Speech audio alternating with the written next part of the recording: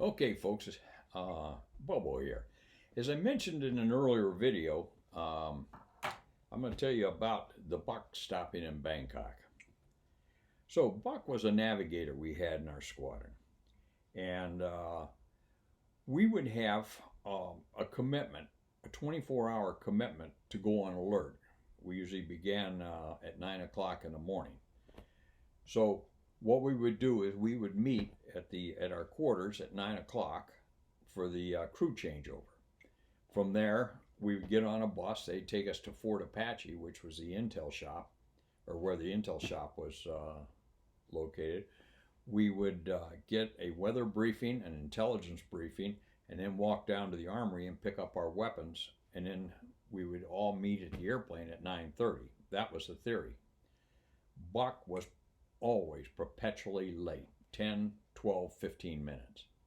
And after a while, that got annoying, just really annoying. Alan mentioned it to me, and once, and or a couple times, and we would talk to him about being late because it put off the other crew too. It just you just don't do that. So anyway, um, it really was annoying.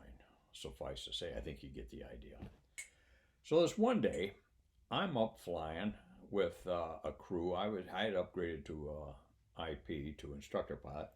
So I'm up flying around, and we had the airplane for 4 hours, and we decided, well, let's fly down and shoot a couple touch and goes at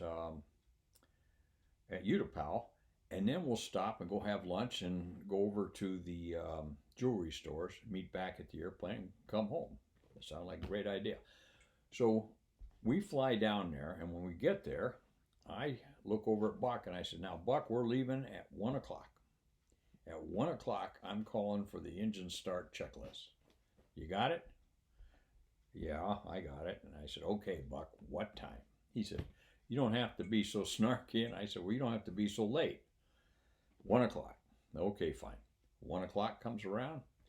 No Buck. "Okay, fine." So I get on the airplane. We were all sitting there anyway in the cockpit. And at 1 o'clock, I look back at or look over at the co-pilot, and I said, "Engine start checklist." And the flight engineer says, "Sir, we don't have the navigator." And I said, "Fine." So we started the airplane up. Loadmaster got on board, or the scanner, and closed it up, took off, headed back to Karat. Now, what I did as soon as we got airborne, I had the radio operator get the squadron commander on HF radio for me, and that was Chet Omi, great guy. At any rate, I said, "Hey, Colonel," I says, King, whatever our call sign was that day, I said, "Here." I said, "We're coming back without the Charlie man." Now, the way they listed or named the crew members, the aircraft commander was the Alpha guy, co-pilot was a Bravo, navigator was Charlie, and so forth. And he said, "What's up, Bob?" And I said, "Well, sir," I said, "briefed a 1 o'clock departure. He was not there, and I just fired up the airplane. I'm heading home." And Colonel Omi had known about the issues we were having with Buck. He would, thank God we back briefed him. Anyway, he said, no problem, Bob." He said, "We'll see you when you get home." So we flew up to Karat, landed. I think we handed the airplane over to another crew for continuance of training on their side of the house. And so we handed it over and headed over to the officers club. Walked in, and Colonel Omi was sitting there. It was about 4:38 by that time. And I walked up, sat down, and said, "Sir," just a second. He says, "You don't have to say anything. You don't have to justify it. I'm very aware of what you guys have been dealing with." And so he said, "Buck called me probably about 1:30 and asked me to have you turn around and come back." And I just, really? He says, "Yeah." And he says, "I just told him to take the bus." So Buck had to go find a bus from Utapao, and there were no bus rides directly from Utapao up to Karat. So he had to go to Bangkok and spend the day. So that's how we get the name, the Buck stops in Bangkok. And then the next day he comes rolling into Karat, and he, true to form, tracked me down. He says, I don't appreciate you leaving me at Utapao. And I said, I don't appreciate you being late. Questions? No questions. But I'll tell you what, from that moment on, Buck was never late to a formation either Alan or I had. I don't know about the other guys, but he knew we weren't screwing with him. One last experience I had with Buck, we had to bring an airplane back to the States at Easter in '74. And it was a random draw, and I just ended up with him as the navigator. Okay, fine. So we took off out of Korat, flew to Clark, and then from Clark up to Guam, and then from Guam to Hickam, and then the last leg was going to be from Hickam to McClellan, and that was going to be a night leg. Okay, so we get in the airplane and we take off.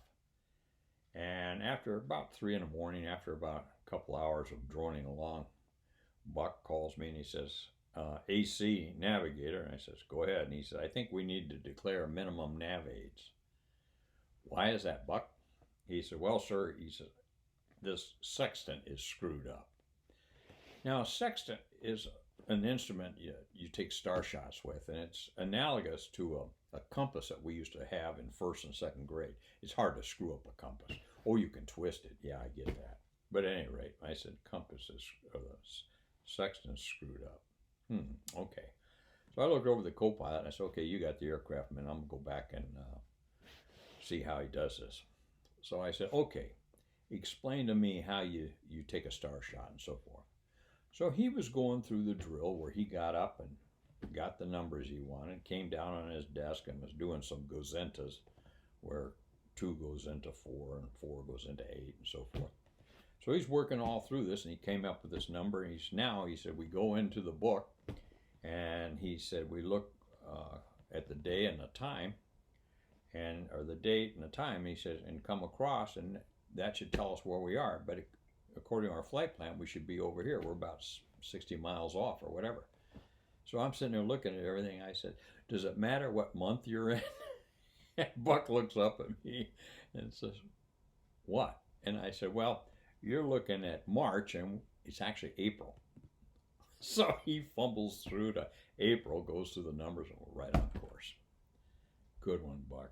At any rate, that's my Buck story for the day. That's probably the only ones I have about him anyway. Good to see everybody, and take care.